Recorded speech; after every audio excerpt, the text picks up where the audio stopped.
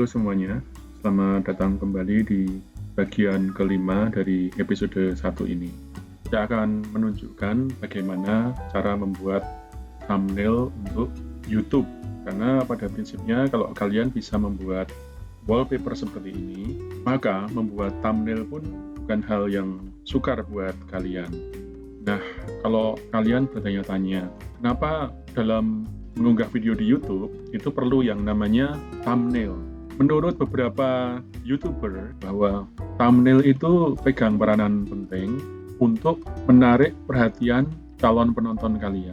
Karena itu thumbnail itu fungsinya adalah untuk menarik perhatian dulu.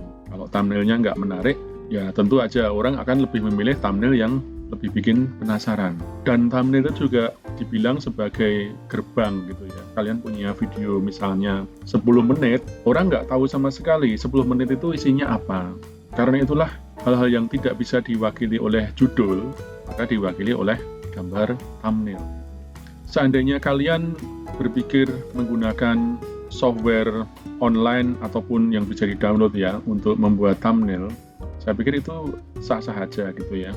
Cuman mungkin yang perlu kalian pertimbangkan adalah ketika kalian menggunakan ini untuk bikin thumbnail kalian ya, itu mungkin seseorang di luar sana itu sudah menggunakan hal yang sama ya.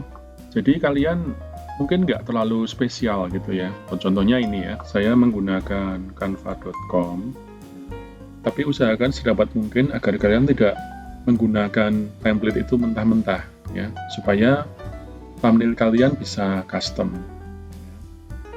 Nah, kali ini saya akan membahas bagaimana membuat thumbnail menggunakan Photoshop ya, untuk IGTV kalian atau untuk YouTube kalian ya. Kita tutup dulu. Nah, kalau di YouTube itu 1920 kali 1080. Kalau di software ini kadang-kadang lebih kecil ya. Ya yang manapun itu, kalau kalian mau lebih kecil juga nggak apa-apa. Saya klik OK.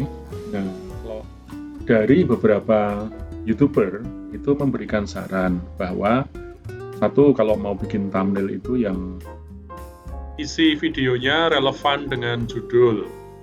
Terus kedua, judulnya harus akurat ya. Jadi jangan clickbait. Kadang-kadang kalimat-kalimat yang provokatif itu begitu diklik ternyata isinya nggak sama. Jadi jangan membuat yang seperti itu, nanti kalian akan mendapat rating yang buruk ya. Ketiga, gunakan foto kalian sebagai vlogger. Ini juga saran dari YouTuber gitu ya, dan diusahakan yang ekspresif. Tips berikutnya itu jangan membuat teks di kanan bawah, karena kita bisa lihat di bagian kanan bawah ini ada teksnya ya, ada menitnya ya. Jadi kalau kalian menaruh teks di situ akan tumpang tindih ya. Berikutnya itu gunakan font yang menonjol ya. Kalau font terlalu kecil itu orang bacanya agak bingung ya, terlalu ramai. Jadi berikutnya itu gunakan warna-warna yang menonjol. Nah, kalau saran ini sih ini selera ya. Tapi kalau menurut teori, salah satu warna yang menarik perhatian adalah warna merah. Kecuali kalian memang punya warna korporat gitu ya. Nah, di video yang sedang kalian akses ini, saya menggunakan warna identitas itu orange ya. Oke, kita lanjutkan. Jadi setelah kita membuat bidang kerja, kita pilih foto. Saya sudah siapkan fotonya. Nah, selanjutnya silahkan kalian menggunakan foto kalian dan crop background yang ada dari foto kalian menggunakan fitur-fitur yang sudah kita pelajari di video sebelumnya ya, silahkan.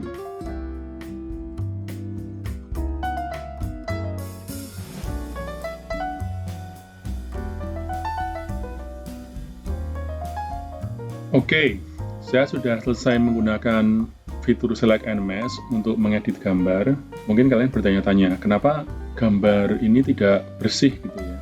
Memang kalau menggunakan fitur Select and Mesh itu salah satu syarat agar bisa hasilnya sempurna itu kalau backgroundnya itu relatif warnanya sama ya. Karena itu saya akan menggunakan fitur yang lain, yaitu Layer Mesh ya.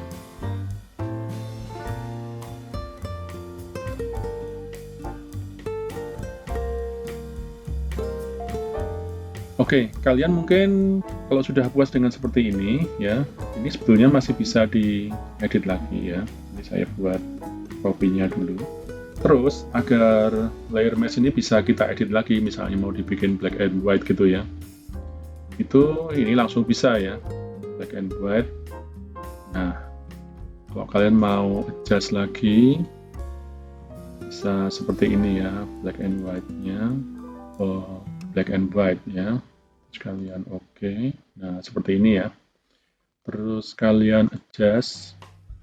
Nah, misalnya kalian pengen tidak mutlak hitam putih ya, tapi ada nuansa kayak warna lain, misalnya sepia atau biru ya. Kalian bisa kasih color balance, arahkan ke sini, maka dia akan agak warna-warna sepia gitu ya, kayak warna foto kuno gitu ya. Nah, seperti ini ya. Ya, tentu aja terserah kalian ya, yang manapun ya. Nah, katakanlah saya menggunakan yang ini ya. Berikutnya kalian bisa membuat background ya, dengan warna identitas kalian. Kebetulan punya saya warnanya orange. Nah, cara membuat background itu kalian bikin layer saja warna background.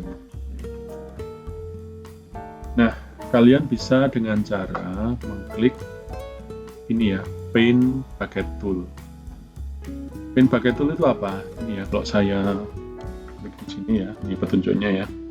Dia akan mengganti warna dari pixel yang sama warnanya ya. Jadi kalau ada pixel, contoh di sini dari putih, biru, ungu ya, bisa diganti langsung. Jadi kalau ini saya punya layer kosong ya, nggak ada isinya. Ya, ini saya tutup dulu aja nih di warna backgroundnya. Terus saya pilih warna, misalnya orange ya. Nah, ini saya orange. Saya klik di sini dan saya tambahkan di sini ya. Nah, langsung jadi ya. Kalau saya mau yang monokrom bisa juga, nah seperti itu ya, atau yang hitam putih ya. Nah, kayak gitu misalnya ya. Kalau kalian mau ganti warna, klik aja di sini, terus ya udah ganti warna ya. Ini misalnya ya, kalian klik. Nah, oke, selain ini memberi warna, kalian juga bisa memberikan efek gradasi ya. Oh iya, kalau kalian misalnya bingung nyari paint bucket tool itu di mana, kalian bisa buka di sini ya.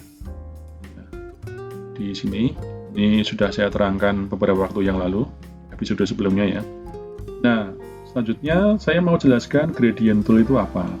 Gradient tool itu tempatnya ada di sini tadi ya. Nah, tools untuk membuat gradasi warna ya. Jadi misalnya saya pengen dia gradasi warna kuning dengan orange deh misalnya ya. Ini kalian bisa lihat ya, seperti ini ya.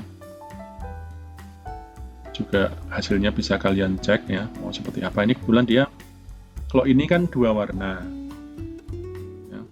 Kalau ini dia hanya sebagian yang berwarna. Jadi yang atas itu berwarna orange, yang bawah transparan. Jadi kalau saya aktifkan yang ini ya. Nah, saya kalau tarik ini ke sini, maka akan ada sedikit warna orange ya. Kalau saya perkecil, nah, saya tarik dari bawah, bisa seperti itu ya. Atau lebih dekat gini ya. Nah, hasilnya beda-beda ya. Kalau dari bawah seperti ini. Nah, kalau kalian ini kan sudah jadi satu ya. Kalau kalian mau pisahkan antara warna dengan warna gradasinya, kalian bisa bikin layer baru, kasih gradasi ya. Ini kalau misalnya kalian nggak puas dengan ini, wah kok kurang cocok ya. Nah, ini kalian tutup dulu, kalian bisa ganti yang lain ya, gradasi 2 misalnya. Kalian di sini pakai misalnya warna lain, ya. Nah ini misalnya. Nah kayak gitu ya, atau campur dua-duanya. Nah jadi kayak gini ya. Ya asal nggak terlihat norak aja. Ya. Nah selanjutnya kalian bisa mulai menambahkan teks. Saya sering menggunakan elemen garis untuk menegaskan suatu teks ya. Tapi juga ada elemen kotak ya. Nah, kalau kalian mau membuat elemen kotak, itu ada di sini tempatnya. Ya. Kalian bikin kotaknya di sini misalnya. Nah, kayak gitu ya. Atau misalnya di belakang sini juga bisa ya. Kalian bikin kotak, kalian bikin layer baru ya. Kasih nama kotak. Nah, seperti ini. Nah, ya kalau ini misalnya pastikan setting kalian pixel ya. Ini ada beberapa setting, tapi yang saya contohkan ini pixel. Kenapa harus pixel? Karena kalau pixel kalian begitu warnanya nggak cocok, kalian bisa langsung ganti. Nah, misalnya ganti jadi merah ya, kalian cari ember, tuangkan di sini, langsung dia jadi merah ya. Nah, kalau misalnya kalian buat kotak, settingannya itu settingan shape gitu ya. Ini sifatnya dia itu kalau shape itu dia sifatnya bukan pixel ya. Dia sifatnya itu smart object.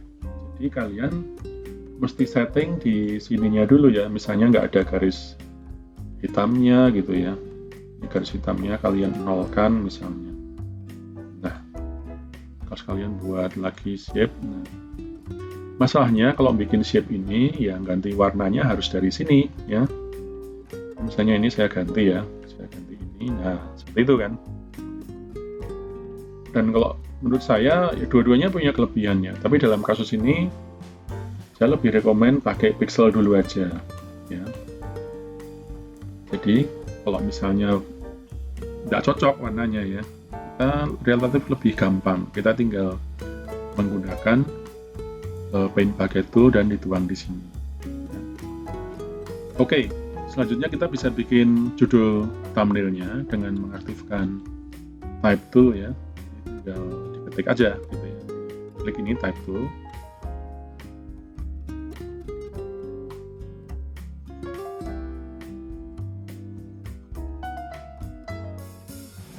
Oke, misalnya kita sudah bikin teks judul thumbnail ini ya. Kita bisa kasih efek seperti dijelaskan di video sebelumnya. Ini misalnya ya, bevel and emboss, terus drop shadow ya. Shadownya agak diperjelas mungkin. Nah, jadi kita bisa lihat di teks paling bawah ini ada efeknya ya. Kalau nggak dikasih juga nggak apa-apa. Nah, kalian setelah membuat seperti ini ya, kalian bisa langsung ekspor, save for web ya, dan kalian pilih yang optimize ya. Klik yang optimize, kalau udah save, arahkan ke folder kalian. Oke, sekian dulu bagian 5 dari episode 1 ini. Semoga tutorial ini berguna untuk kalian dan sampai jumpa pada video berikutnya.